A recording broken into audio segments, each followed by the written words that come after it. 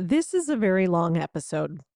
I probably should have split it into two, but I didn't realize ahead of time that it was gonna, like, in my head, I was like, oh, okay, there's a lot of different shows to cover, but they're all like little. Like, there's not like one that has a ton of news about it. But then I ended up talking about Vanderpump Rules in the Valley for way longer than I expected, and it just added up. So I should have probably split it into two, as I said, but I didn't. So enjoy. I hope that this extra long episode helps you to not think about all the atrocities and terrible things in the world or your own problems, and that you can just relax and think about some Bravo gossip for a little bit. So enjoy, everyone. Thank you, as usual, for your support. And on to today's episode. Welcome to the Bravo Papers, a safe space for all us Bravo fans who love to analyze, deconstruct, and talk about our favorite Bravo shows ad nauseum. So join me, Bravo and Botox, and we'll catch up on all the Bravo news and read way too much into our favorite shows and Bravo celebrities.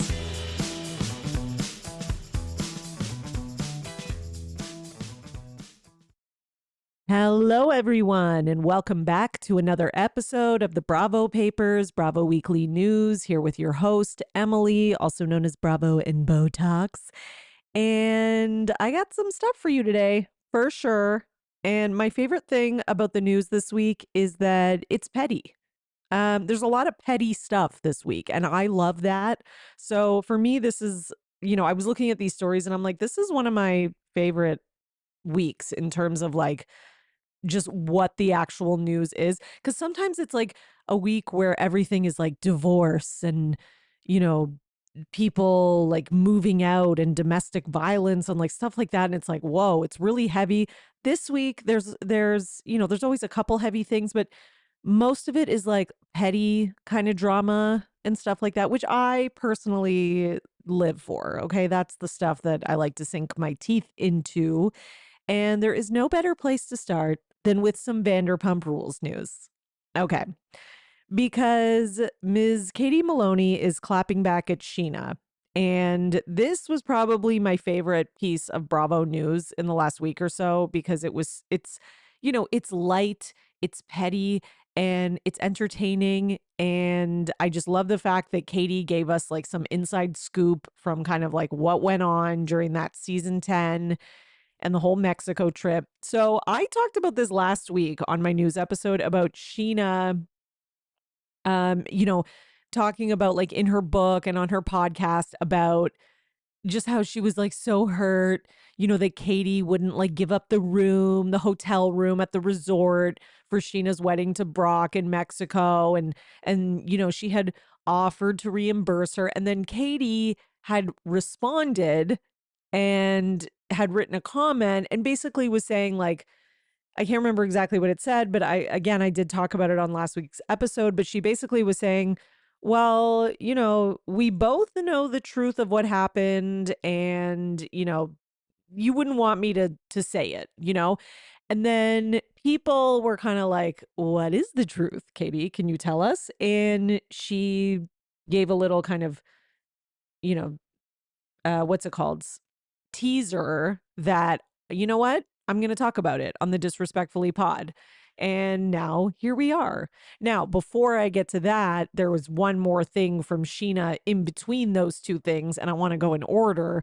So, in response to Katie's comment, Instagram comment, Sheena basically did like a little clap back on her podcast, and she said, because basically the fan asked like, oh, well, Katie implied that if she didn't come, they wouldn't have filmed your wedding. And Sheena's like, well, that's absolutely not true.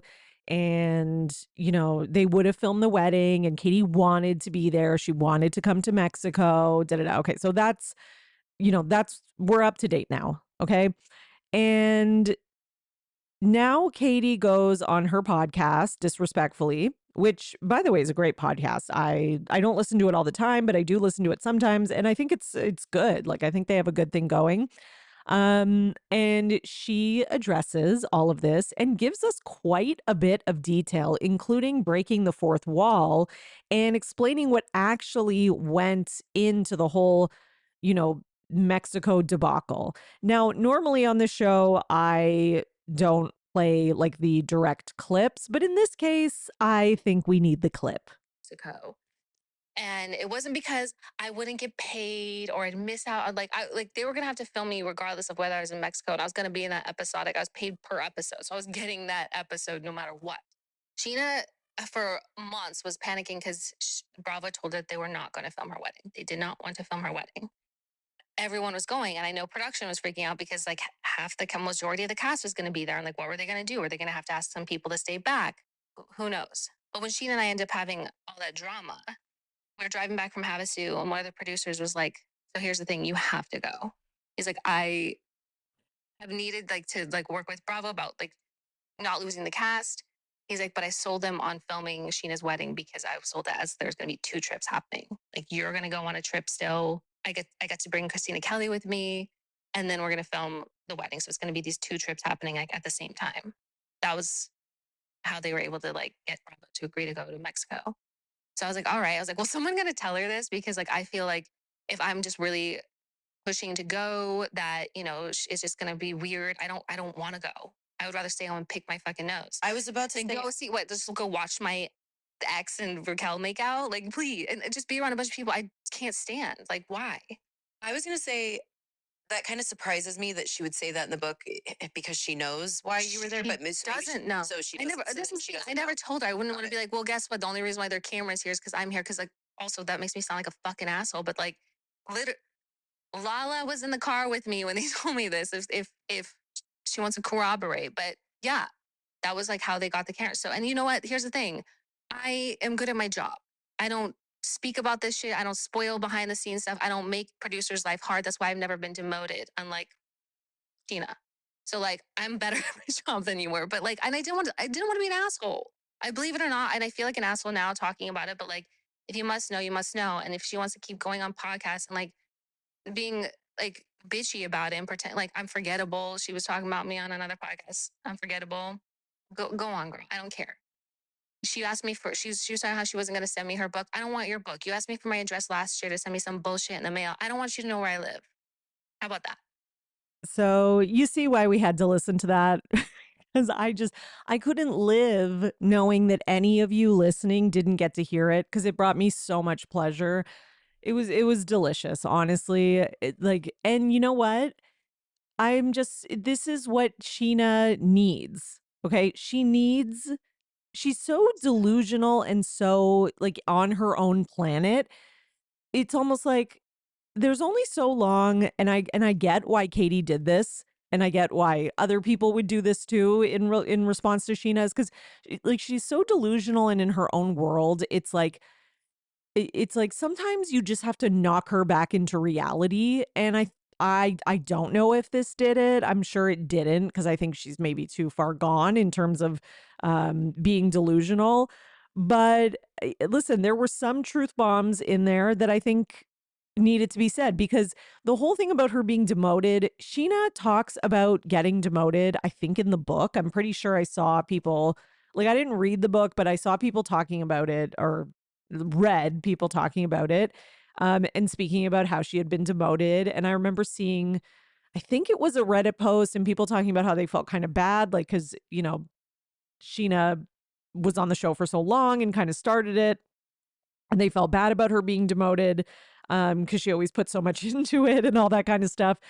But, when you think about it, yeah, I do think that people get demoted and they get kicked off the show or whatever it is, not just because of audience reactions, but also because of the fact that they're not doing their job well, right? Because the audience can love you or you could be like a staple on a show, which we've seen before, like Nene, Vicky, Gunvalson, and Sheena.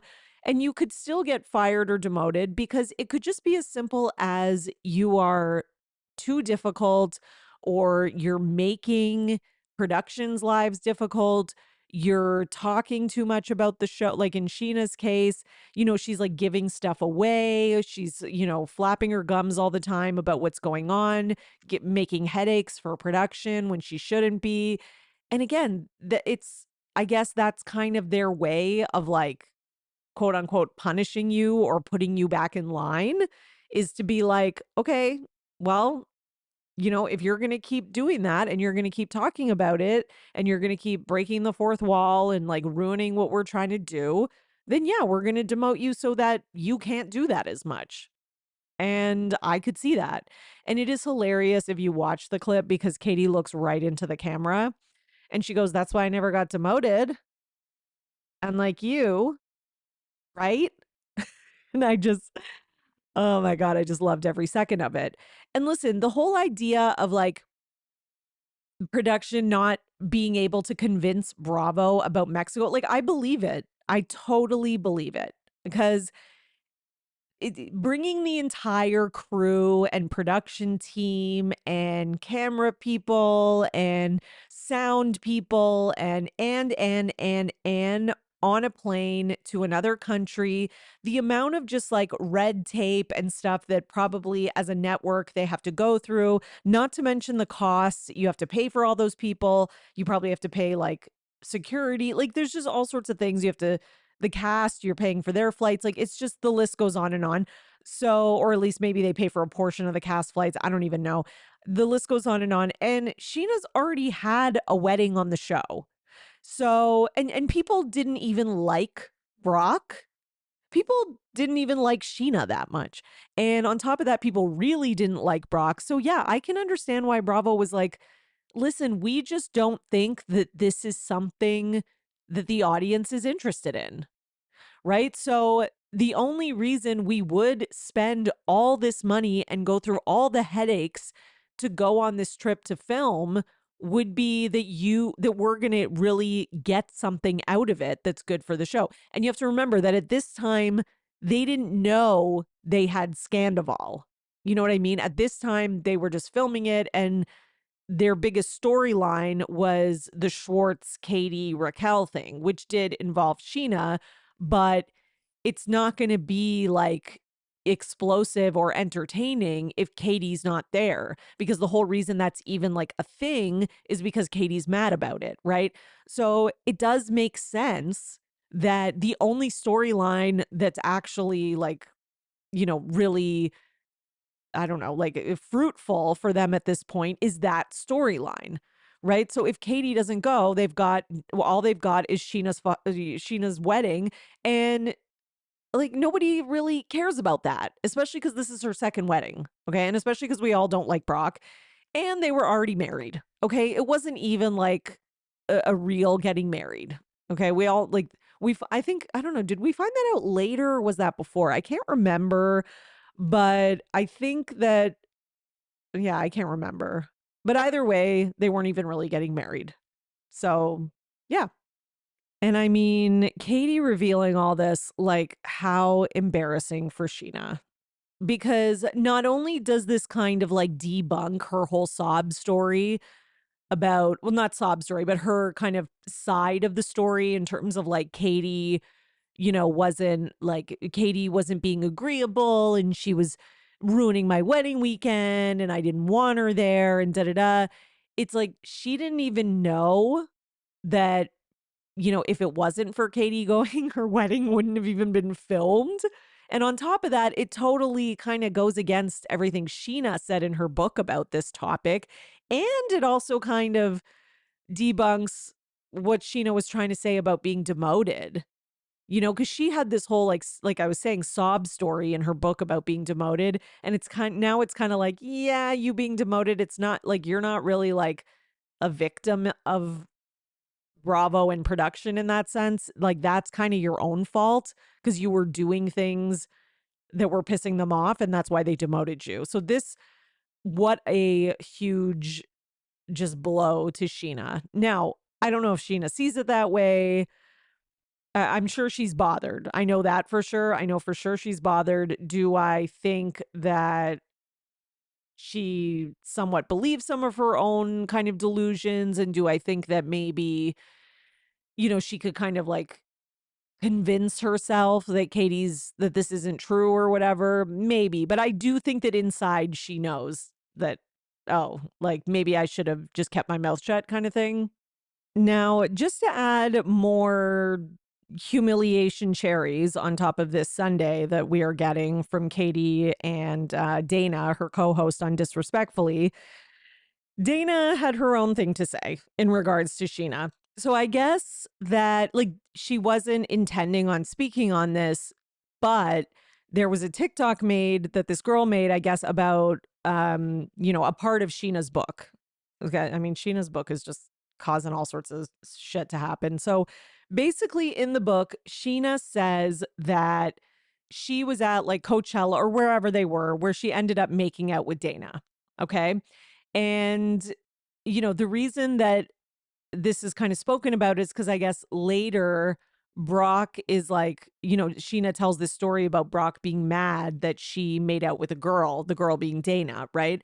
And I guess Dana says, like, when I found out that, Brock was upset about that, I apologized. And I was like, I would never have kissed you if I had known it was going to like upset him. And, for me, it was just like something like we were having fun, whatever. And she basically says that for her, it was, quote, funsies in the desert. Okay. Now, Sheena says in her book that the reason Dana kissed her in the first place is because she thinks that Dana could sense her sadness. Because I guess at this point, Sheena had just found out about Brock cheating on her. So she had kind of like a sad vibe, and she felt like Dana could sense that, and that was why they got close and ended up making out.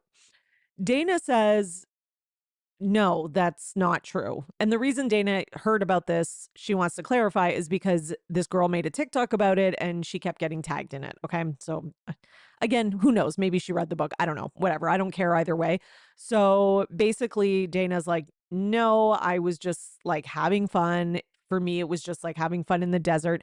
And Dana says, I had no idea she was sad about anything. I didn't like catch any vibe or sense anything. So yeah, score that as another kind of embarrassing secondhand embarrassment point for Sheena. But again, listen, Sheena, it's a book. Okay. I was about to say she was writing the book. I don't think she wrote the book, but it's a book. Okay. So I'm sure, her and her ghostwriter and editor and whoever are, adding seasoning onto every story to try and make it flow and to try and make it more interesting and, right? So, yeah, so that was another thing that they kind of added to the discussion. And I think another reason that Dana brought this up is I think that they're just both, especially Katie, is just so annoyed with this whole thing with Sheena that Sheena started this conversation in the first place and is kind of making a thing about it and going on all these podcasts and talking about it.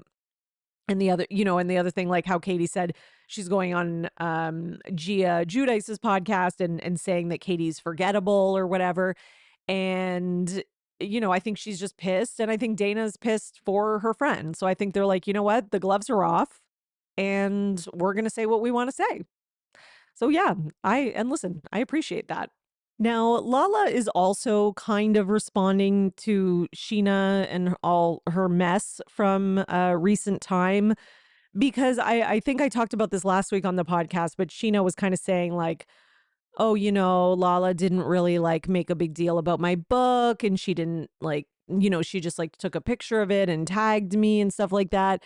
So, Lala was doing one of those like Instagram lives or whatever, and she was asked about that. So basically what she says, because people ask if they had a falling out, she says she loves Sheena, she considers her family, but admits she has seen the headlines about Sheena's podcast comment and just says, Sheena's being Sheena and I'm just letting her be. Which I have to say, now that I've heard Katie's perspective on this and just everything that Katie said, I'm kind of like, I kind of understand Lala's answer to the question a little more. And I'm not a fan of Lala at all. I'm just saying I understand that it seems like this is just what Sheena does. And yeah, I'm not saying they have to like it or stand for it. But what I'm saying is that it's almost like maybe sometimes you just get used to it almost. And it's just like, oh, like, delusional Sheena is just, being delusional over there. Like, it's kind of like, I feel like this was Lala's way of saying, yeah, Sheena's just, she's so desperate, like, to sell copies of this book. She's so desperate to, get on the Valley or you start something between the two of us so that we can get our job back. That, yeah, like Sheena's just going to do this and like whatever. Okay. Now, the other option is that they're both in on it and they're both kind of like parlaying this so that they can both get back on the Valley, which I would not be surprised if that ended up being what it was. And that's definitely a possibility. So, yeah. Now, speaking of Lala, she has rebranded her podcast, and the new podcast is called Unintentionally Lala. And it seems like she is going solo. So her brother doesn't seem like, I don't know if he just wasn't on the first episode or what, but it seems like he is not going to be on it anymore. I don't know why. I don't know, you know. Listen, the fact that she's rebranding and all of this stuff, I mean, it's not like crazy for a podcast to rebrand, like her cover and all that kind of stuff. I guess it was dated and all that, and I get it. But at the same time, does that make me think it's not doing as well and that she kind of needs this? Yes, it does make me think that. So, yeah. But anyways, okay, back to what we're saying. Her first episode of Unintentionally Lala. Oh my God, it's not unintentionally. I'm so sorry. It's untraditionally Lala. It's just I don't know. It's a weird name. Like, I just wouldn't have untraditionally. I guess maybe because of like, how she's like had her baby via sperm donor and she's like doing like, I guess she's trying to say like I do my life in like untraditional ways and I like am doing my thing like the way I want to do it in like modern ways. Like, that's kind of what I'm thinking she's trying to say. I have to say I don't think it's the best name for a podcast. But you know what? Opinions are like assholes. We all have them. Maybe somebody else likes it, whatever. It's, to me, I don't know. It just doesn't flow like off the tongue. I don't know. I don't love it. But anyways, she has Amber, as in Randall's ex, on her podcast for the first episode. And there's a couple clips that are like really floating around and being talked about on social media. And this was just today that they're posted, as in Wednesday. So basically, they discuss, the time that it all happened where Lala, started seeing Randall and he left Amber and all that kind of stuff. And they discuss all this. And Lala basically says she rewatches old seasons of Vanderpump Rules just to kind of remind herself how far the two of them have come. She also says that she was a different version of herself back then. She was a different person. And, she's changed and her relationship with Amber has changed and they've come such a long way, blah, blah, blah. She also says that, they used to like fight on the phone and like literally scream and yell and call each other bitch. And, look how far they've come. But she also, the thing that kind of people are talking about for the most part is that she says that she can't imagine what it was like for Amber to watch Lala destroy her family. Okay. So when I first saw that in like kind of the heading or the headline of the clip, I was a little like, oh, okay. So is she finally admitting that I don't know, like, am I gonna listen to this clip and am I gonna hear Lala admitting that she was like the quote unquote mistress? Is that what's happening? Okay. Or like even just admitting that she knew that he was with someone. But she doesn't really do that. She doesn't really even address the whole like, did I know or not thing. I don't think she's going to go back on that now at this point because she's too much dug into the whole like, I didn't know, or he told me he was separated. He even brought in a therapist. Like she's too much down that road. Okay. But what she does say is that she can't imagine what it was like for Amber to watch that. And then Amber says that, well, how she felt at that time was just numb, and that generally when stuff like this happens to her, she disassociates. And then Lala goes on to kind of blame, she does this sort of throughout, but she blames alcohol. She again says she was a different person back then. And she does at one point say, if I was sober, this wouldn't have happened. Okay. All right. And she also blames addiction a few times for her behavior. No, she doesn't. She says this wouldn't have happened. And she kind of says it right after they're talking about like fighting on the phone and calling each other bitch or whatever. So maybe she meant she wouldn't have said that if she was sober. However, then later, like a few seconds later into the conversation, she again kind of doubles down on the like, oh, this would have all been different if I wasn't drinking or if I was sober. Okay. So in conclusion, she's taking absolutely no accountability. It is once again like this whole idea of like, I was a different person. I was a different version of myself.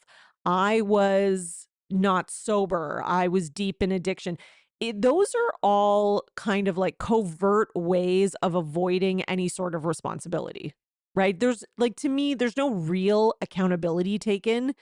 The only real accountability you're taking is for being an alcoholic or an addict, but you're not taking accountability for the all the other stuff, right? By using the addiction as an excuse, you're not like apologizing for hurting Amber, for dating Randall even though you knew that would hurt her, and calling her out and being mean to her on social media. Like, you're not really taking accountability because you're basically saying, well, I'm not really accountable because who I was then was not like the true version of myself.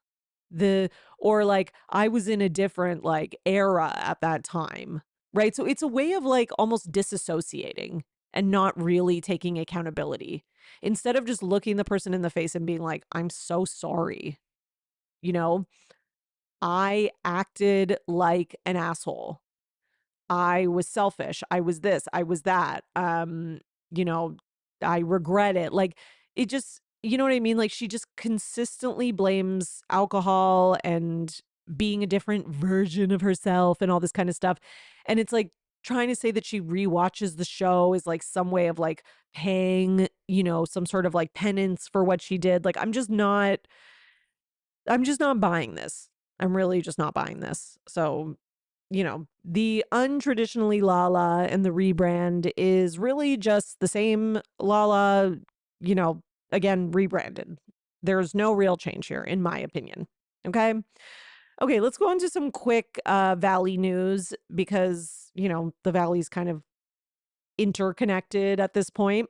Because the Valley crew has been filming and they did film like a Y2K kind of party. And they did film with Lala. However, there was no Sheena there. So again, there's been all these kind of reports that like Sheena and Lala are back and that they're going to be on the show, but it doesn't seem like it's like 100% confirmed. It seems more like they are filming and they are filming some scenes and stuff. But that doesn't necessarily mean that they're full-time cast members. Like, that's kind of what I'm taking from it. Now, the other thing that has come out during filming is that it seems that Jessie Lawley's girlfriend is filming. So there's been 2 events that have been filmed, and she was photographed at one, and then I saw a video on the Instagram at Vanderpump Rules Party where you can see where it looks like she is filming like right next to Michelle. So I think that's good news. I think that she needs to be on the show.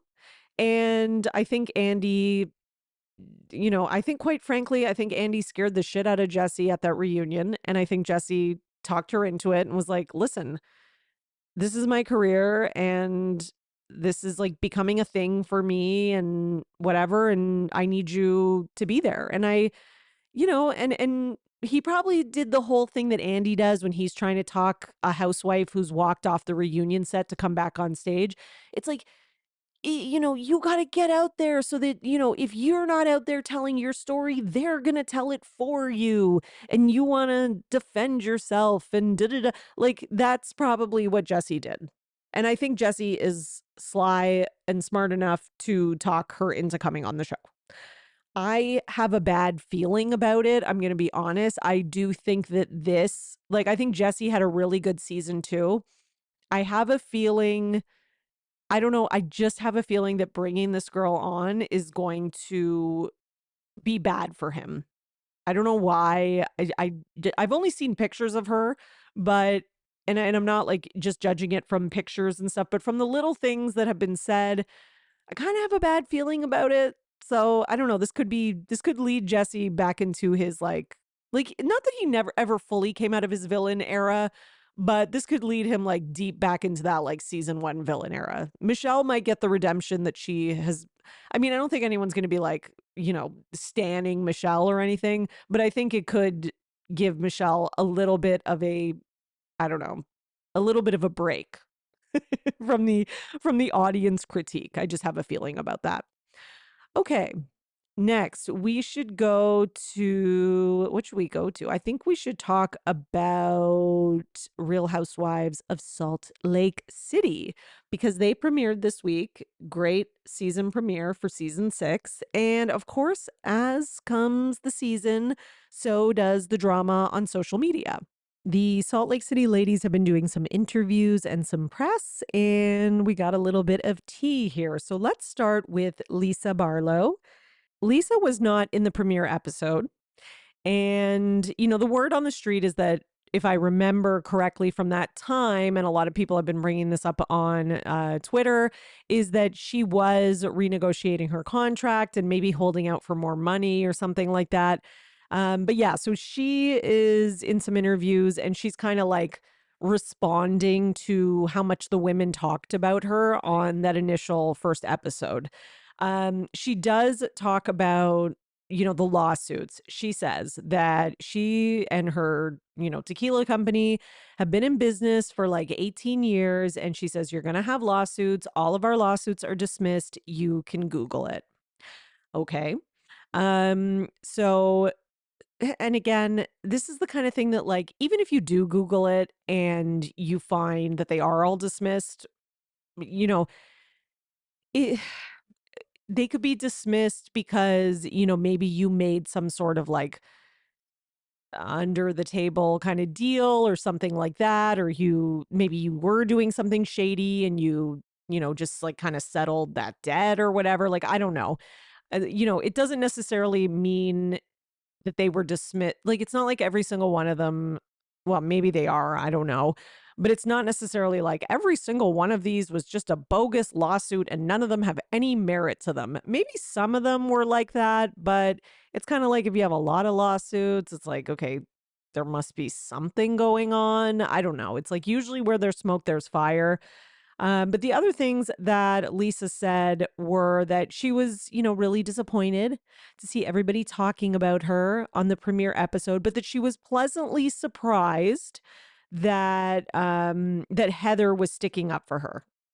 Okay. And, she kind of makes a comment about how like all the women have nothing to talk about except for her. So here's the thing. She's not wrong about that because they did spend a lot of time on this first trip talking about her. So I can't like completely disagree with her on that. I'm not saying I don't see their point about like, I just feel like maybe they're salty because she was holding out for more money. And I do feel like her not being there is kind of an easy opportunity to just like air all your grievances. But anyways, I don't want to get too into that because I'm going to recap the first episode. If you are interested in Salt Lake City recaps, you can head over to my Patreon, patreon.com/Bravo and Botox. My recaps for Salt Lake City, OC, and Miami will be coming out this weekend. Okay, in other news, Mary was on Radio Andy with Dorinda. And they were talking about, this season of Salt Lake City. And Dorinda says to Mary, I don't know why. There's no like clue. There's nothing that happened, but I just have a feeling that we're going to see a personality change in a certain cast member this season of Salt Lake City. And Mary's like, yeah, I know who you're talking about. Like, she's kind of like, yeah, I already think I know who you're going to say. And Dorinda's like, really? And then, anyways, it's revealed that they're talking about Bronwyn. And, Dorinda's like, I don't know anything. Like, it's not like I've like watched the season or seen anything. She's like, I just have a feeling about that. And, Mary kind of confirms that, yeah, she does have a bit of a personality change this season. And then she talks about how basically, like, listen, there's going to be, when you're on one of these shows, this is what Mary says, sorry, not Dorinda. Mary says, there's people that are going to love you.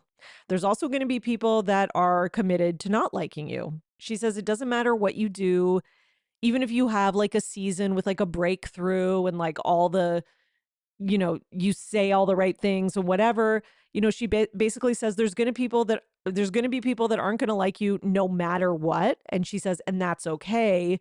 And she says, you as a housewife have to be okay with that, which quite frankly, I 100% agree with all of that. She is absolutely right.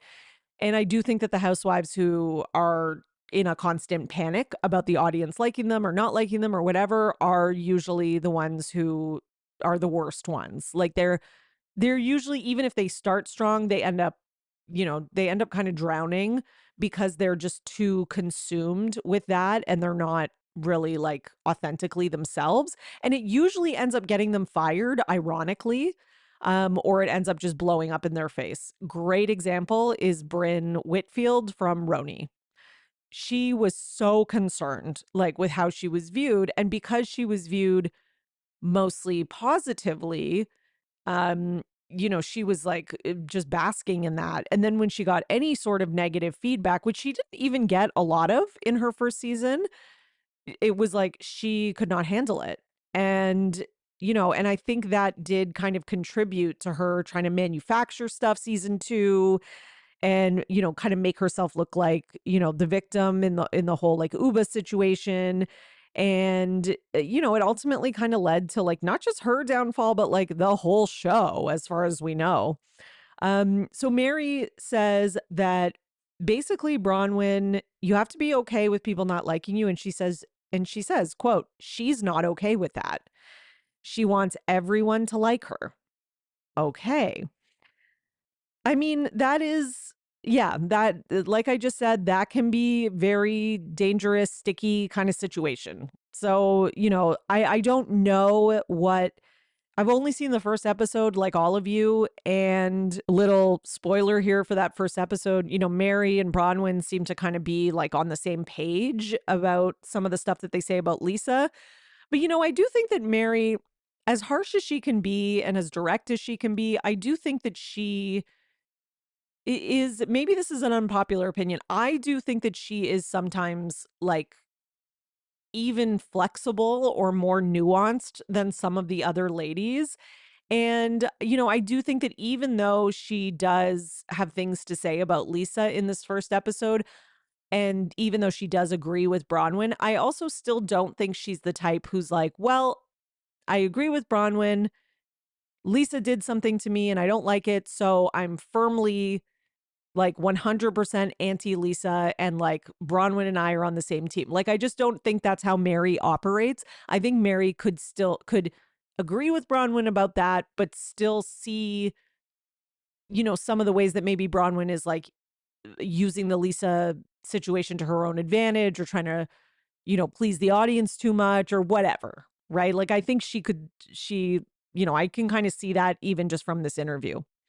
So speaking of Mary, while we're on that topic, in kind of sad news, her son has been arrested for assault and trespassing. So, according to an arrest report which was obtained by TMZ, he was arrested outside Salt Lake City. And this was for failure to stop at the command of law enforcement, criminal trespassing, assault, and 3 alleged violations of a court order. Oh my God. Robert Jr., what is happening?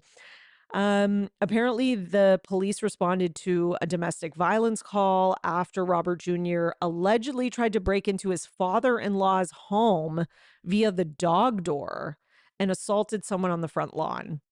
He apparently failed to get on the ground when he was ordered by police, and then he eventually complied and was taken into custody.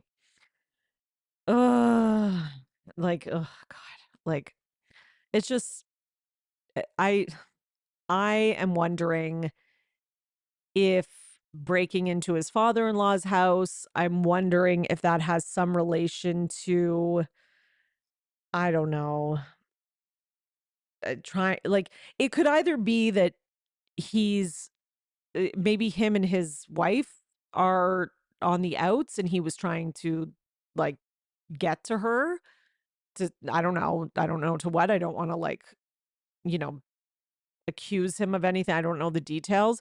Or the other thought I had was like, I wonder if this was some type of like attempted break in to get something for money or something like that, which can sometimes happen when someone is in the throes of addiction. So I don't know what's going on, but I did see Mary in an interview and she said, they asked her a different interview and they asked her how he's doing and you could just tell by her reaction that he's not doing well. Like she said he's trying his best and that's all I can ask of him. And she also said, it's his journey and as long as he's trying, like it's his journey and he has to be on it. And again, she sounds like somebody who has probably read up or had some counseling or something when it comes to dealing with a family member with addiction, because that is kind of unfortunately the point that you have to get to where you have to just be sort of you have to kind of just realize that you can't force them to get help. They have to ultimately make that choice. You can encourage them to, you can support them in recovery and all that kind of stuff, but it is ultimately their journey and you do have to kind of separate yourself from it at times. So, and listen, a lot easier said than done, especially when it's your child. So, you know, I just feel the pain that Mary is going through. It sucks. It's just such a shitty situation.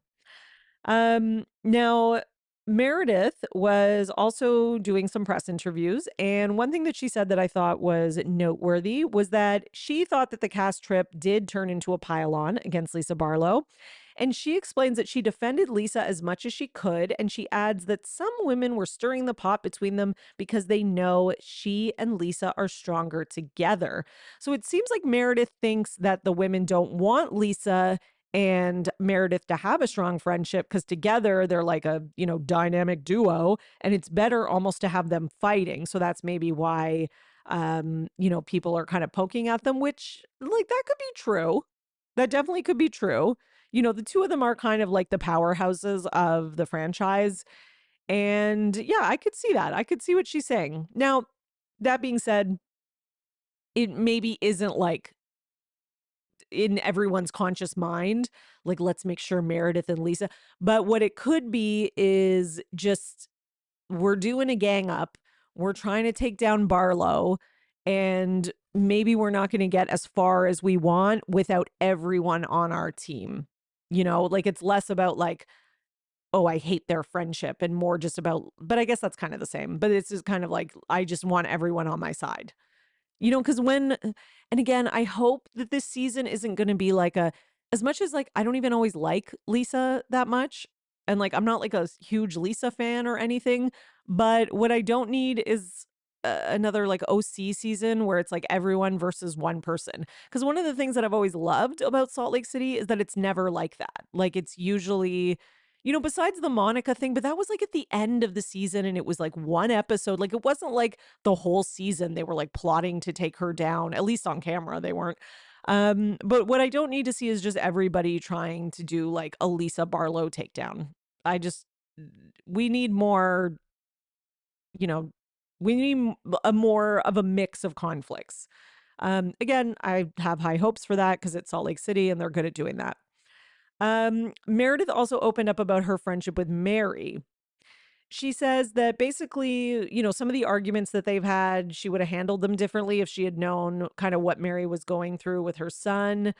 Um, she also says that she now realizes that Angie K wasn't meddling in her relationship with Mary. It was actually someone else whose identity will come to light. Oh, I wonder who.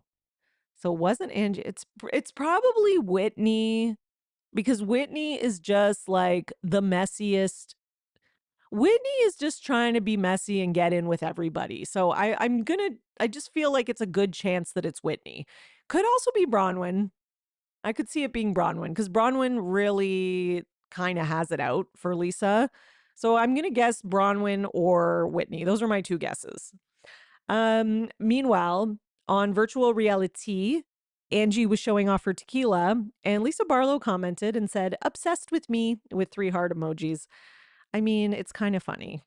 Like, I just, I love this cast. I really love this cast, and I just don't want them to ruin it. Please, they need to just keep their moment. Listen, you can't have every single season be amazing. You know, if in the next couple seasons they have a less good season, I'm not gonna like panic and hold it against them. But you know, they're doing so well, and I just hope they can keep that momentum going. All right, so let's go to Summer House because we actually just have some big Summer House news that was just literally dropped today. And this news is from People Magazine. So it is not like, you know, word on the street, Reddit, some random person who tweeted. It's legit. Okay. So Summer House spinoff is coming with Lindsay Hubbard, Kyle Cook, Amanda Batula, and more. Okay. I'm very excited. So apparently filming is in the works and the title, I guess it's a working title, so it could change, is called In the City. And there was a cryptic Instagram post, City Life activated. The video's caption read, and then it said a new series is coming soon. Ooh, okay. So, in the city that never sleeps, a group of New Yorkers navigates the biggest transitions of their lives: marriage, parenthood, reinvention, and the reality of growing up without growing apart. So, this was the long line for the show. And then it said, can they have it all, or will they need to choose between the lives they've built and the futures they never saw coming? Okay. So casting, so this was released and kind of like given to people. And this, you know, kind of like little, what's it called? I don't know, tagline and description, but there was not casting. So there was no official casting, but a source tells people, okay, that it will be the anchors of it will be Lindsay, Kyle, and Amanda. There's also kind of rumor from the same source that Andrea and his wife Lexi will be taking part in the series. Ooh, I like that. I'm like acting like I didn't already know this, but I'm excited. Okay. And that, what else? It's unclear whether Carl will be on it, which not a great sign. Um, and then I also saw that there was a post that somebody had made that, like, before I had even, like, right after I'd put together the news for today. So I didn't even have this, but somebody was saying that Luke, there's also a rumor that Luke might be on it, and then a couple new faces. One person named Aaron Frankel. I don't know if there were any relation to Bethany, but I don't think so. And Yvonne Najor, who, again, I don't know who that is, but whatever. We're excited. That would be like pretty great. Now, Paige is obviously left out of this casting announcement. I think that's a good thing. I think it's good that she stepped away from reality TV. I just don't think that is Paige's strength. I know a lot of people think that it is because, you know, she has these like funny one-liners and her confessionals are funny and all that kind of stuff. And you know, fine, all of that is true. But in terms of like authenticity and really like, you know, sharing the nitty gritty and not like kind of manufacturing an image, I wouldn't really like consider her kind of in that pool. And, you know, I think she seems like the type of person who kind of gets a lot of anxiety from like sharing what's really happening and kind of being real about things. Like, I think she wants to kind of put out a certain persona and she doesn't want to step outside of that. So to me, I think that's a good decision. I think it, you know, I think Kyle and Lindsay are both willing to be complete assholes and psychos on TV, and that is what we need. Okay. And then Amanda just gets like dragged along with Kyle. So those are the kind of people that we need.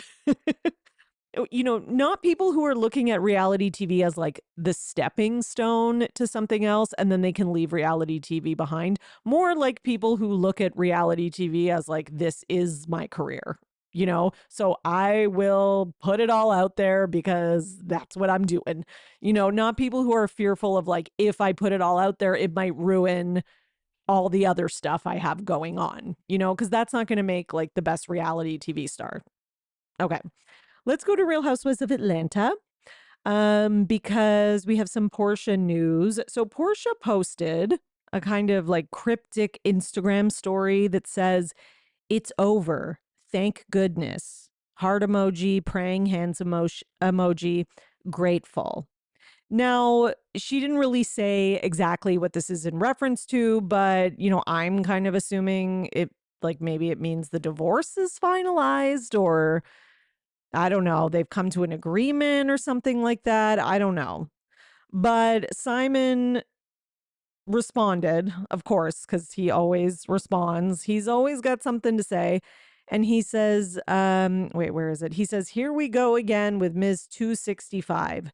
Still," and that's in reference to Portia saying there's 265 days in a year, of course, "still has learned absolutely nothing. It's hashtag it's over my ass." Okay, so that means it's not over? I don't know. Okay, so one thing I did see in the news was that the court denied Simon's application for a discretionary appeal in his divorce case. So maybe that's what Portia means, like the court decided in her favor. And then if I'm interpreting it that way, then maybe Simon's response is kind of like, it's not over. It's over my ass because I'm going to keep fighting or whatever he thinks he's going to do kind of going forward. That's sort of what I think is going on. But again, I don't know for sure because Portia did not say exactly why she was posting that. And in other Atlanta news, Robin Dixon, formerly of Real Housewives of Potomac, is responding to K. Michelle, who responded to something Robin said on her podcast. So on Reasonably Shady, Robin and Giselle were talking about, the new casting and what's going on with Real Housewives of Atlanta. And Robin, basically, I watched the clip and I didn't even really clock what K. Michelle was mad about because I'm watching the clip and I'm like, this doesn't even sound that bad. But Robin was basically saying, there's like they were kind of joking around her and Giselle. And again, it's like, that's kind of like the name of the game of their podcast. Like they're a little bit shady, whatever, but it's like not too serious, I guess. But they're kind of joking around about how like there just aren't that many people left for housewives in Atlanta. And it's like they basically, Robin says something along the lines of like they're running out of people or something like that. She does not like, and I'm not like a Robin fan. I don't care for Robin, but I have to say, like, I watched the clip. She doesn't say, like, K. Michelle is a loser. Why did they cast her? Oh, it must be, slim pickings for them to pick that K. Michelle girl. Like, she does not, like, that's what I was expecting when I saw K. Michelle's response. And it is not like that at all, to be fair. But basically, yeah, K. Michelle was like, I think I talked about this last week. Robin was like, "Still selling satin lined baseball hats from my couch. I love it here." And then K. Michelle Music responds, and if I didn't, I'm sorry. She responds and says, "I'm around here selling out shows and you're selling baseball hats, but you're worried about me and what I might be doing. The nerve of this couch potato." Okay. And then she also said, "Why be so worried about me and my overly educated and successful self and what I might be doing? Robin, you ran out of a job a long time ago. You would love to be recycled, you little couch potato, just yapping. You should have ran through that hotel lobby where your husband was, lady. Giselle, you look beautiful. Leave me alone and let me go yodel in peace." Okay. Okay. And really, what Robin said was that Atlanta has run out of people after pointing out that the show now has K. Michelle from Love and Hip Hop. But again, like she doesn't even say it. I have to be honest, like she doesn't say it in a snarky way. I think it's more just like surprised that, and I think a lot of people are, that somebody from Love and Hip Hop is now going to be appearing on the show. Because traditionally, that's not really something that they do on Housewives, on Atlanta Housewives. So, and again, it wasn't like like, I don't know. K. Michelle goes after her about this, and it seems like the punishment doesn't fit the crime. Like, I get it. She took offense to it, so fine. But it's like her response is like seems kind of extra just for like what Robin said. But Robin has since responded and basically kind of said like, yeah, we were being like a little shady, but I wasn't meaning it as like, K. Michelle sucks and she's not right for Atlanta. Like, she's like, that's not like even what we were saying. It was just a general conversation of like the casting on Atlanta and my surprise that this person's on it because, usually they get people that are not from Love and Hip Hop. So, yeah, anyways, that's pretty much it. So Robin did I don't know if it was an apology, it was more of a like, let me clear things up. Now in other news, apparently, another Love and Hip Hop Atlanta alumni is also going to be joining for season 17 of Atlanta. So her name is Tammy Rivera. Again, I haven't watched that show, so I can't really like speak on her and if she would be a right fit. But I don't know. The rumor is that she's filming. So whether she makes it as like a friend of or a full time, I don't know yet. But if I hear more, I will let you know. Now Kelly is in maybe some legal hot water. Okay, so Kelly Farrell is seemingly coming back for season 17, and a judge has ordered her to stay 30 yards away from a neighbor who claims she entered the property without permission. The petition alleged that Kelly had to be physically restrained and removed due to bizarre behavior and verbal threats and requested that she receive appropriate psychiatric and psychological services. Okay. Okay, so basically what happened is on August 9th, Kelly, according to the neighbor, okay, this is the neighbor's quote. Kelly aggressively entered my private patio through my private gate in a violent manner without permission. Now, Kelly denies the claims. Okay. And a rep for Kelly says, since the announcement of Kelly's involvement with the Real Housewives of Atlanta, Mrs. Cash, that's the neighbor, has engaged in a concerning pattern of behavior directed at Kelly and her family. Out of respect for all parties, we will not be commenting further at this time. We will strongly urge that Kelly's privacy and that of her family be respected, and we caution against the spread of misinformation. Okay. But the judge did grant a temporary protective order, which only ordered Kelly to stay 30 yards away. But it says here most likely since the two are neighbors. And there is a hearing set for September 27. September 22nd, not 27. Okay. All right. I guess we're going to see what's going to happen with that.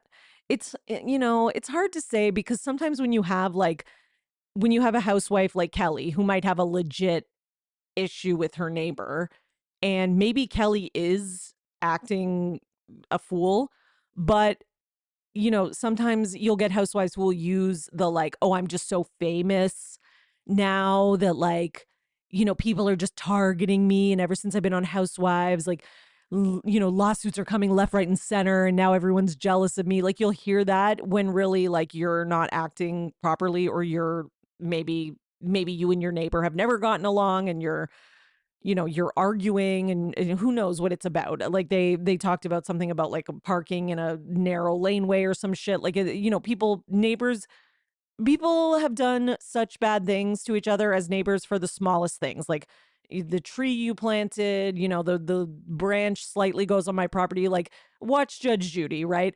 So who knows, right? There's two sides to every story. On the other side, who knows? Maybe this neighbor does have some vendetta against Kelly. Maybe since she's seen her on the show, her, dislike of her has heightened. Who knows, right? It's going to be hard. Thing is, we're only going to probably hear Kelly's side of it. So, yeah, again, the best way to find out is going to be, court updates, right? Last piece of Atlanta news is that Phaedra was, she was on the red carpet at the Emmys and she was, taking over hosting duties for Access. And she was like hanging out with all the celebrities and doing interviews and stuff. And she does this little video to announce it on social media. And she's like, I'm going to, I'm going to be taking over Access. I'm going to be with all the A-list and I'm going to be hanging out with them, unlike you, Angela Oakley. And then, like, literally, she said that. And then she keeps going. And then she's like, and, I'm going to be at the best party and da da da, like my Atlanta castmates. And then Angela, of course, replied to the video and put a comment that said, "Ha, my invitation was lost in the mail. I just confirmed." Laughing face emoji. "Congratulations, Phaedra. You are truly the godfather." Because in the video as well, Phaedra says, as some of my castmates call me, I really am the godfather of Atlanta because I'm going to be taking over Access. Like, she makes a reference to it. So Angela's like kind of referencing that in her reply. So I thought that was pretty funny. And I gotta be honest, I enjoy this little feud between Phaedra and Angela. My only hope is that Phaedra doesn't take it too far because she's been known to do that. Let's just say. Okay. All right, let's get into some Beverly Hills news next. So, where is my Beverly Hills? I clicked on OC by accident. OC's coming up, everyone. Don't worry. So Denise Richards' estranged husband, Aaron, gave Inside Edition a tour of the home that he claims Denise abandoned and left in shambles. I have so many problems with this story. Number one, why Inside Edition? Are you giving an abuser a platform, first of all, and allowing him to try and twist the narrative and, make himself look like the victim? And listen, to me, it is so clear what this man is doing. Ever since Denise outed him for the abuse, and showed, pictures and evidence, and we all heard you on camera, sir, say that you were going to crush her hand like that. We heard that. I heard that with my own 2 ears. Okay. Ever since then, he has been on a like insane campaign to try and paint Denise as crazy, basically. Between like she's an addict, she's on all these drugs, we're trying to get her help. Then it's like, oh, she's like breaking into my home, she's unstable. Now it's like she's this crazy hoarder. She left this place in shambles and there's like junk and stuff everywhere. Here's my question though. So they go and they do the tour of the house, and yeah, it's a mess. Okay, it's a complete mess. There's boxes everywhere, etc. And he's like giving them a tour. And besides the fact that I'm annoyed that they gave him a platform in the first place, you can just tell in the video, like, he just seems unstable and just off. But the other thing that annoys me about it is you have been living in this place for 2 years. You and your family, like your mom and your whoever, have been in this house. So am I crazy? So how do we know that she's the one who made this mess and that all of this stuff is hers? He claims that this is how she left it for them. Okay.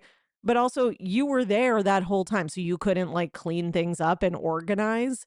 And on top of that, if this was like a rental place or another property that she didn't primarily reside in, and then she allowed you guys to stay there, like, who's to say she wasn't using it to kind of like store her boxes and her extra clothes and stuff like that, and it wasn't organized and put away because, again, this was like a property that she wasn't living in. So maybe that's why. And then, so yeah, she allows you guys to live there and she doesn't move her stuff. So fine. Okay. That's inconsiderate. I guess it's messy. That's kind of like at best messy, maybe borderline hoarder. I don't know. Maybe that's at best what we could say. But at the end of the day, is she not paying for this place and your family is living here for free? So maybe like the least you can do is your family, your freeloading family, can organize it and put stuff away. And again, you can't prove that this mess is not caused by your family rather than Denise. And then he starts talking about how she like hoards dogs and that's why she has so many dogs. And I don't know, like and again, even if all of that is true, it doesn't matter. There is none of it excuses punching her in the face. Okay. So just shut up. And Inside Edition, shame on you. Okay. For giving him a platform. Meanwhile, in lighter Beverly Hills news, we have an official announcement about the diamond holders this season. Okay. We have obviously Kyle Richards, even though she tried to do the whole like, I'm not sure if I'm coming back this year, guys. You will die on this show. And I don't mean that in a like, something bad's gonna happen to Kyle. I mean like Kyle will be like 102 years old still on this show. That's what I mean. Okay. As long as this show is on, Kyle will be there. Um, Kyle, okay, Dorit. I'm so over Dorit. Like I'm over Kyle, but I think I've just like accepted that Kyle's never going anywhere. Like I'm like, okay, like Kyle's like she's staying forever. I've just accepted it. But Dorit, I don't know. By the end of last season, by the reunion, I found Dorit to be so obnoxious. Okay, so Dorit, Erica, I'm so over Erica too. Ugh, she better do more than like wallpaper. I can't. Sutton Bowes, Rachel Zoe, and Amanda Francis. Okay. Again, I don't really know who Amanda Francis is. We know who Rachel Zoe is, but Amanda Francis, I think I feel like I read that she's some kind of like, I don't know. I don't even, I don't want to misspeak because then I'll have people like coming after me about it. I don't know who she is. I'll get back to you. Okay. Once I find out more. I'll tell you one thing. She's a rich lady from Beverly Hills. The friends of are Kathy and Jennifer Tilly. So we like that. And then there's going to be guest appearances from Denise Richards, who's going to return with her divorce drama. And then we also have OG Queen. I don't know if I call her a queen because I was never a big fan of her, but Adrienne Maloof. And she's going to be back. I mean, I'm still excited for her to come back. Sad that she doesn't have the little sparkly um, you know, clip-in hair thing that she used to have. Remember, she used to have that? It was like a little, it kind of looked like those little clip-in hair things that like I buy my daughter from like the dollar store and you like clip them in their hair and it's like gives them like a little like sparkly pink strand. Like Adrienne used to wear those on the show. That's insane. I mean, I'm sure they were like more expensive than like the cheap dollar store ones, but still, it's just crazy that that was a thing. So she's back. And yeah, people say she's bringing class and OG energy. Oh, okay. Meanwhile, Andy is teasing the new season. He says and again, we take everything Andy says about a new season of any show with a grain of salt. He says the new season is really good. And he says that he spoke to Kyle. So take this with a huge grain of salt because it's Kyle. But he spoke to Kyle, who said that their cast trip is their most like, I don't know, explosive or whatever since Amsterdam. Dun, dun, dun. I am so sick of that. Every season, I swear to God, I don't have any evidence to back this up, but I swear to God that every season we hear, oh, the trip this year is like, their most insane trip since Amsterdam. It's always since Amsterdam, craziest fight since Amsterdam. And it never is. It literally never is. So I'm just not going to believe that at all. I'm sure Kyle just said that. It's probably like somebody was like being mean to Kyle and she cried. And so to her, that is like the worst thing that's ever happened because she's dramatic. That's probably it, right? Okay. All right. We got to talk about Orange County because there is, oh, sorry. I just hiccuped while I was talking. My apologies. There's all sorts of stuff going on with these ladies on social media because they are seriously course correcting with all the fan backlash and the Katie of it all and all that kind of stuff. So Emily Simpson has now unfollowed Gretchen Rossi. So I don't know what's going on there. And again, I don't know why, like there isn't like a reason for these so we can just guess. I think that all of these follows and unfollows are in relation to fan backlash, in my opinion. Okay. So Shannon is now following Katie again. And then, like I said, Emily has unfollowed Gretchen. So, like, as far as I know, they have not filmed the reunion. No, they have not filmed the reunion. I think I would have heard that. So I think that Shannon has conceded defeat when it comes to like the audience basically being like, get over it, Shannon. And I think Emily is so desperate to stay on this show that she is going to go like, full against, I don't know, full whatever, I can't think of a word right now, against Gretchen, the same way that she did with Alexis last reunion. Because if you remember last reunion, Emily was kind of anti-Alexis the whole season, so that seemed a little more authentic because she didn't really like John Jansen. But I think that she kind of saw that she did gain some favor from the audience when it came to going out, not when it came to the Katie Heather thing, but when it came to going against Alexis and John Jansen, she gained some favor with the audience. So I think that she is going to, this is my prediction, she's going to come to this reunion. She's going to go full like against Gretchen. What is the word, guys? Full throttle. That's the word. She's going to go full throttle against Gretchen, and she's going to hope that that is going to save her ass so that she can come back for another season. Whether it's going to work or not is another story. I kind of hope it doesn't because I'm over it. I'm over her. I think she's had her run. I'm not going to say it was a good run, but she's had a run. Okay. She's had a mediocre at best run. And, you know, one piece of credit I can give her is that she lasted a really long time for a mediocre housewife. So that is a feat. That's something she should be proud of. Most mediocre people don't make it this far. So congratulations. You made it like 8 seasons with 0 iconic moments, and you'll be like a little bit remembered. And that's it. Okay. And I'm good on Gina too. Meanwhile, Jen Pedranti was on Watch What Happens Live, and she had some things to say. She says that she's gotten a lot of criticism for her eye makeup. It's very like raccoon-ish, you know, it's like a lot of like it's quite dated. Like it was kind of in style at one point, you know, it's like a really smoky eye and it goes like all the way around, but it's a lot. Anyways, and listen, Jen is beautiful. This is makeup. She can wipe it off in 2 seconds. So, yeah, I don't think it's that big of a deal to criticize it because it's makeup. It's, you know, they say if it's something you can change in under 5 minutes or whatever that is.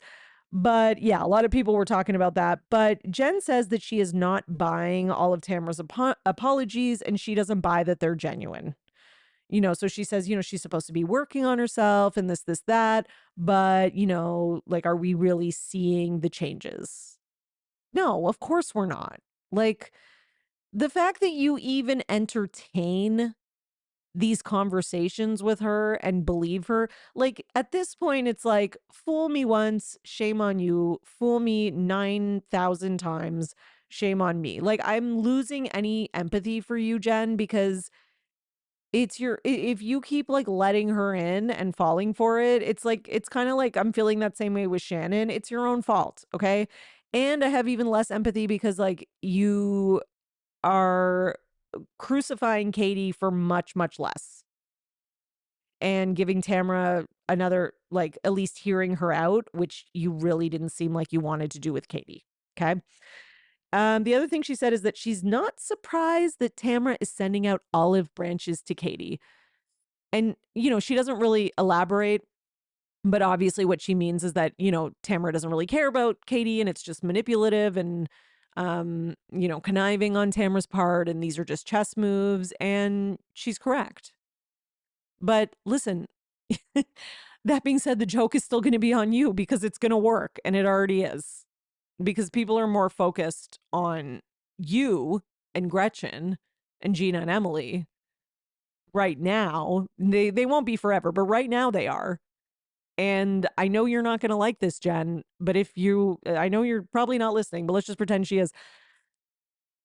You are going to be in for a tough rest of the season because people are going to enjoy Tamara ripping apart Gretchen because of how Gretchen handled the Katie thing.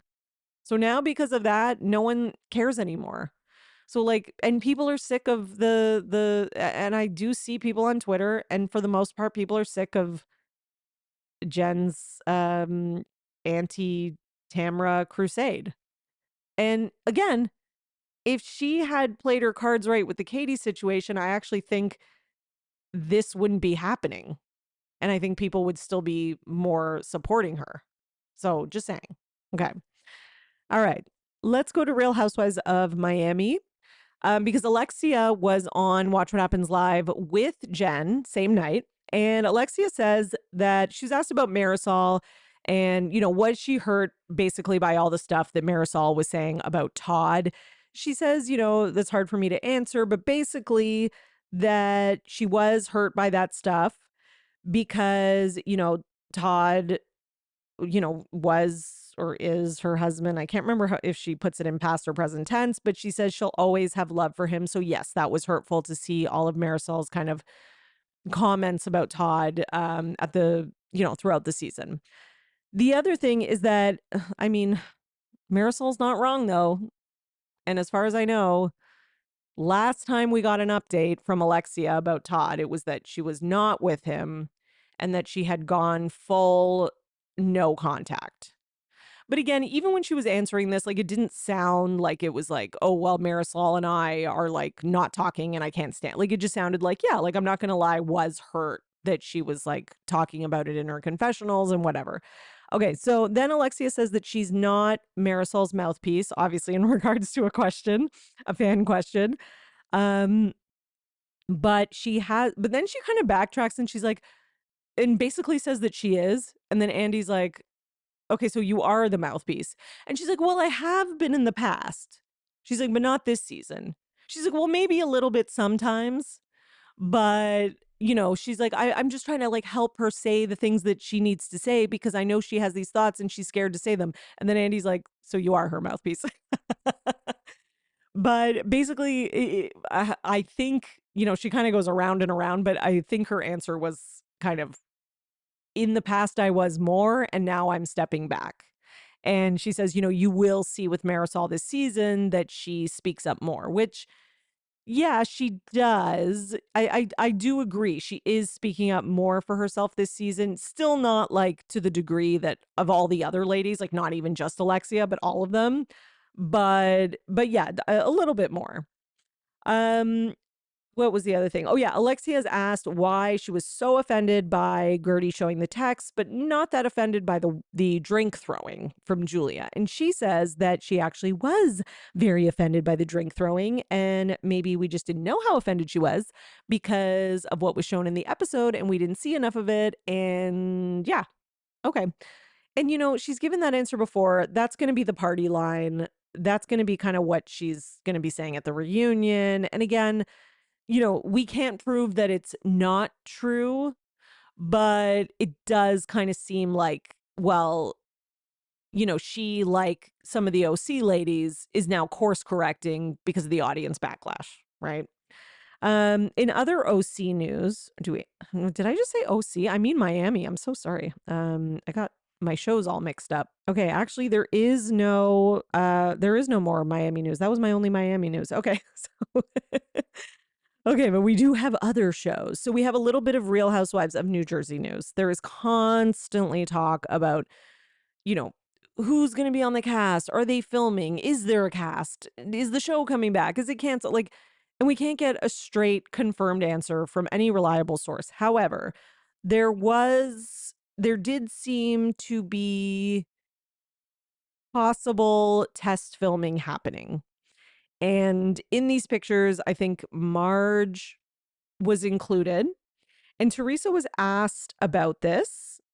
And this was her response, quote, I mean, if they were filming, I'm sure you could actually see photos out there. It's like anytime any city starts filming, you see photos out there. So there's no photos out there. So it's just people talking, which is keeping the buzz going. I'm glad everyone's so excited about New Jersey coming back, so I hope it does come back, and we won't know until Bravo makes that decision. Hello, I'm the OG, so I think it wouldn't be the same without me. So I guess the fans, they speak. I want them to tell Bravo and Andy, like, definitely let's bring Teresa back.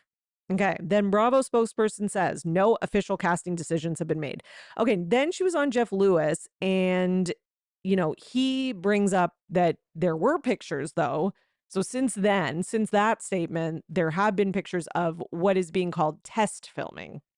Okay. And basically, Jeff asked her about that. And he said, you're not in the test filming pictures. And she says, does a professor ever take the test? So I guess she's trying to say that she's the professor, which, I mean, like, of all analogies to make, I just we could have thought of a better analogy, I think, Teresa. I think professor and Teresa, I don't know if I'm putting those two together. But anyways, she says, does a professor ever take the test? Okay.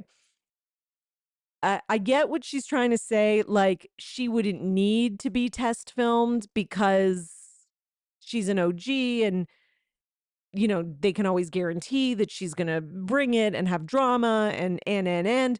But, and maybe, like, I think the implication as well, where like some of these were new people and there may be, and that could all be true. But, the analogy is just not working for that reason. And I saw her use it on the red carpet. And I have to say, she goes to the reporter. And again, this is why Teresa is naturally entertaining, because, like, she's trying to, like, be smart in this moment and it's just not working. And she goes, does the professor ever take the test? And the reporter goes, yes. And then Teresa's like, yeah, no, they don't. And I was like, what? And I was like, well, professors do, like, take tests. Like, no, they don't take it, like, once they're the professor. I get what she's saying. But, like, to become a professor, you're probably going to take some tests along the way. Listen, it's not, she's never been good with analogies. So, yeah, let's just stay away from the analogies. That's my advice. My other advice, like always, is to ignore rumors when it comes to New Jersey casting, because it is always just that. And until you hear something official from Bravo, it's nothing. Okay? It's nothing. Do they do test shooting, or do they just film? Because as somebody else said, it's very expensive for them to do, like, test shooting. Well, yeah, they do it. And if it ends up being good, of course they're going to use it. That's why, but it's easy to call it test shooting, because if it ends up being crap, you can also not use it. Right?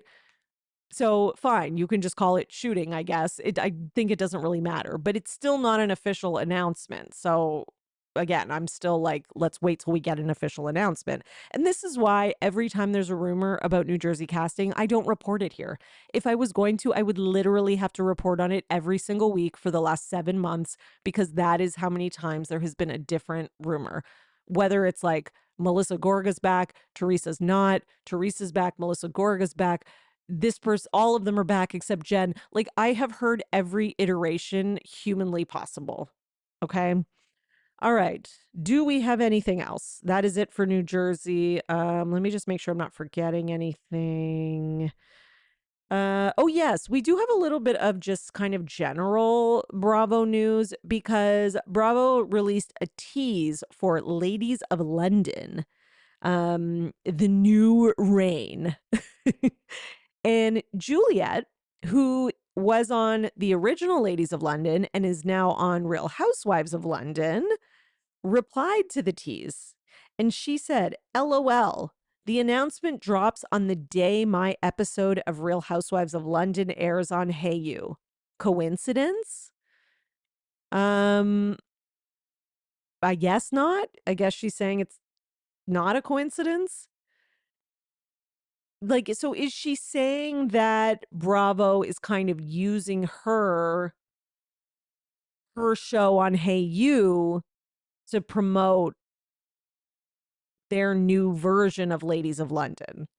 I don't know. What I will say is that I would not be shocked if Real Housewives of London eventually comes over to Bravo, or if they even, like, merge them in some ways or something. Like, it seems crazy to me to have these two shows. And I know one of them is not under Bravo, but yeah, I'm confused by the whole thing. So I guess right now they're just two very similar shows appealing to the same audience. One of them with a former cast member from Ladies of London, but not the new Ladies of London, and they're competing. It does seem like wild to me. I don't know what happened and why this happened, but yeah, I guess I don't know. Listen, I haven't been watching Real Housewives of London because I just don't have time right now, and because I do have time right now actually because there's only 2 shows on. But that being said, I know not like the majority of people who listen to this podcast, because I can see like the majority of like where the geographic areas are and all that kind of stuff. The majority of the people who listen to this podcast are from the US, and I know not everybody has access to it. And the other thing I was thinking is that if it does end up getting picked up like over at Bravo or whatever, I could cover it then. But I also know that, Potomac and Salt Lake City and Beverly Hills are all coming back very soon, and it's just going to be too much. And I don't want to start something and then not finish it. So I haven't even watched it just for my own enjoyment. I am intending on watching it at some point just to watch it because I did love Ladies of London. I marathoned it recently. I want to watch Juliet again, but I am going to watch the Ladies of London on Bravo because that is something a lot of people who follow me on Instagram and listen to this podcast, they're more likely going to be watching that. And that's just business, baby. Okay. Last thing is that the Real Housewives of Rhode Island has wrapped up their filming. There's going to be a trailer revealed at BravoCon, and the cast is going to be there, and we're going to be meeting the cast and watching the trailer. And I'm very, very excited about this Rhode Island thing. I'm more excited about the Rhode Island thing than I am about any of the other new ones that are coming. So we look forward to that. And my very last thing that I need to quickly talk about is that, because this is a really long episode, I should have just split it into 2, is that Taylor Frankie Paul has been named as the new Bachelorette. Whew. I am shocked by this because like I heard the rumor like literally the day before. People were like putting together clues because Alex Cooper, is that her name? I think from Call Her Daddy. She was like kind of teasing it on the podcast or whatever, or like giving clues. So people were putting it together and kind of figuring out who it was. And somebody had made this TikTok and they were like, it's definitely Taylor Frankie Paul. And it made sense. So I was kind of like, oh, okay, I guess that could be. But I have to be honest, like in the back of my head, I was also like, yeah, but like, would they do that? Like, is like Hulu like putting their star on ABC? Like, are we doing this? And then I was also like, it seems like, the Bachelor world is, it's still going and it still has its shows and it still has its audience and everything. Like, if it didn't, it would be completely canceled. But I was thinking to myself, are they going to bring her over to another show when like their show and their brand is also successful? Like, is this really like the right direction? Like, it just seems crazy. But then I was thinking about it and I was like, I guess it does kind of up her profile, and it ups the Bachelorette's profile because everyone knows The Bachelorette, everyone knows The Bachelor. Those shows have been on forever. I used to be like a huge Bachelor person, like before I was like as into Bravo as I am. I used to really like that and watch all the seasons. I stopped watching it like I think like right before the pandemic. Like I was just so into Bravo, and I started, when I first got into Bravo, I was just watching like 3 or 4 like Housewives franchises, and then I started and Vanderpump Rules, and then I started branching out and I ended up like I was like watching every single show Bravo had, and I just lost interest, to be honest. And so I stopped watching it probably like 2019-ish, something like that. And just kind of dwindled. And then I know like the pandemic happened and that whole controversy with Chris Harrison and all that kind of stuff. Like I still knew enough about like what was going on to like follow all of that. And I do think that around then I do think that they lost a lot of their audience. I do think that, or at least a chunk. I also think that the show got a little too repetitive for people. And I know that especially for some, like The Bachelorette seems to have lost a certain amount of viewership. And again, it doesn't mean that I'm not saying like they have no viewership and they have no fans. They do, but they're not the juggernaut that they once were. Okay. So they have dwindled a bit. And I also think that, this is a good way for them to kind of maybe try and bring a lot of the audience that they lost back. And I do think a lot of the audience that they lost has gone to other reality TV, including Secret Lives of Mormon Wives. The reality TV that's now on streaming, like Love is Blind, Secret Lives, Perfect Match, like those type of shows, and Bravo. So I do think they are reaching for that audience to come back, and maybe this is a good move for it. Like, this was the first time in years that I even for a second considered watching The Bachelorette again. And I still don't think I'm going to watch it, to be honest, because it's a big commitment and my TV viewing schedule is already packed. But I will definitely be watching clips and kind of following the storyline and stuff through social media and things like that. I don't know if I'll be able to fully commit to watching it, but listen, I'm sure there's going to be whoever she's going to end up with is going to be a clout chasing, whatever. It's going to be a disaster. It's going to add to more drama on the Secret Lives. And, it all ends up kind of intertwining. And if I remember correctly, I believe that most recently there was not a season of The Bachelorette, not Bachelor, Bachelorette, and that they had actually not done a new one for the first time in a long time. So it does make sense, because I guess they're kind of revamping it. Okay, everyone. I think that's all for today. I just want to thank you all, as usual, for being supporters and listening to the podcast and, tuning in every week and, just listening and downloading and subscribing is really, means the world, and it really helps to support the podcast, and it really does make a difference. So thank you so much. And until next week, you are now in the know for everything Bravo. Bye. Thanks for listening, everyone. Your support really means everything to me, and this show wouldn't be possible without you, the listeners. So please, if you enjoy the podcast, leave a 5-star rating and subscribe so you don't miss an episode. For more, you can join my Patreon, patreon.com/Bravo and And for $5 a month, you'll get 4 extra podcast episodes a month. You'll also get early releases of Bravo Paper episodes and more. Please also subscribe to my YouTube channel at The Bravo Papers and follow me on Twitter, Instagram, at Bravo and Botox and at The Bravo Papers.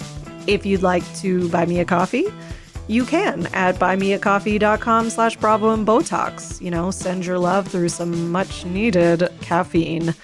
And any guest that was on today's episode will be in the show notes, all their social media and contact information. So thank you so much, everyone. Keep overanalyzing Bravo.